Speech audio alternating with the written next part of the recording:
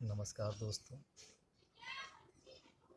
आज मैं फिर आपके सामने उपस्थित हुआ हूँ एक नए आसन के साथ,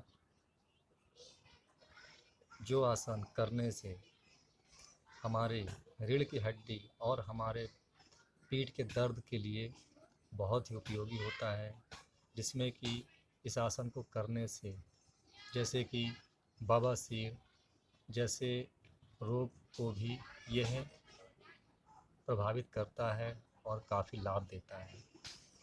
तो इस आसन को करने से कम से कम अधिक से अधिक समय तक ये समझिए कि आपकी जो बैकबोन होता है उसमें कभी भी दर्द नहीं होगा, और इस आसन को करने से ऊबड़पन भी नहीं होगा।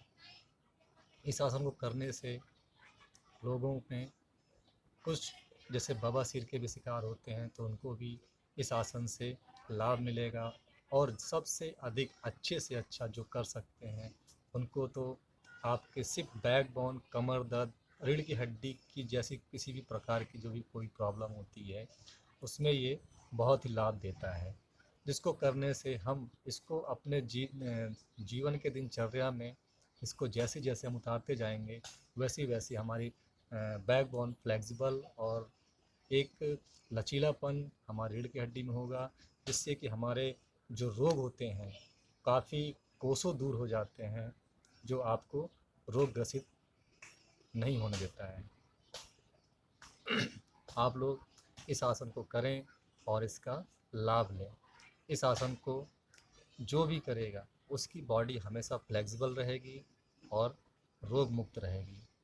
तो रोग से मुक्ति पाने के लिए आपके कमर के दर्द, बैकबोन का दर्द, कुबड़ापन, इन सब से निजात पाने के लिए आपके सामने प्रस्तुत करता हूँ आज एक आसन, जिसको बोलते हैं सुप्त वज्रासन। सुप्त वज्रासन करने के लिए आइए हम देखते हैं कि सुप्त वज्रासन किस तरह से किया जाता है और हमको इसको किस तरह से करने से लाभ मिलता है। तो हम समय न गंवाते हुए चलते हैं हम अपने एक्टिविटी की ओर, और हम देखते हैं कि सुप्त वज्रासन किस तरह से किया जाता है और हम किस तरह से पहले बैठते हैं और उसको किस तरह से हम करते हैं। तो सुप्त वज्रासन के लिए सबसे पहले हम वज्रासन में बैठकर और उसको शांत मुद्रा में ही लेट जाते हैं। तो आइए करके देखते हैं और उसका लाभ भी लेते हैं। सुप्त वज्रासन करने के लिए पहले हम दंडासन लगाते हैं। दंडासन के बाद हम एक एक करके अपने पैरों को पीछे मोड़ते हुए और उसके बाद अपने नितंब को उसके ऊपर रखकर आराम से बैठ जाते हैं। ये हमारा वज्रासन है। इस वज्रासन को करने से हमारी पाचन क्रिया भी मजबूत होती है। पाचन क्रिया मजबूत करने के लिए जब कभी भी हम खाना खाते हैं तो हम जब वज्रासन में लगाकर कम से कम हम आधा घंटा जब बैठते हैं तो हमारे पाचन क्रिया की स्पीड बहुत तेज़ी से बढ़ती है और खाने का पाचन भी बहुत सुचारू तरीके से होता है। तो चलिए हम समय न गंवाते हुए हम अपने आसन की ओर बढ़ते हैं। तो हम सबसे पहले करेंगे जिस चीज़ के लिए हमने आपको बताया कि सुप्त वज्रासन जो हमारे बैकबोन के लिए बहुत ही लाभदायक होती है। तो हम सबसे पहले आज करते हैं सुप्त वज्रासन। बहुत ही शांत तरीके से हम वज्रासन पर बैठते हैं। वज्रासन बैठने के बाद हम आराम से बैक की जाते हैं और लेटते हैं।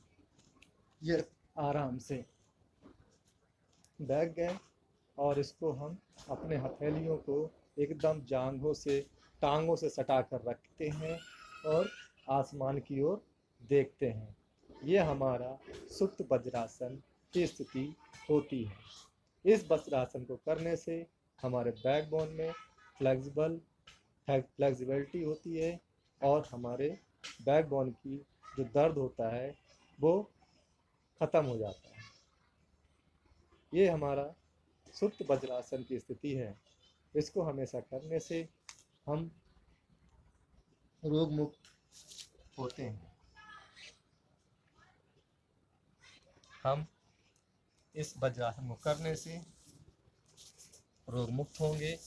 और इस वज्रासन को हमेशा इस सुप्त वज्रासन को हमेशा करने से हमारे बैकबोन की स्थिति ठीक होती है और दर्द भी कभी नहीं होता है।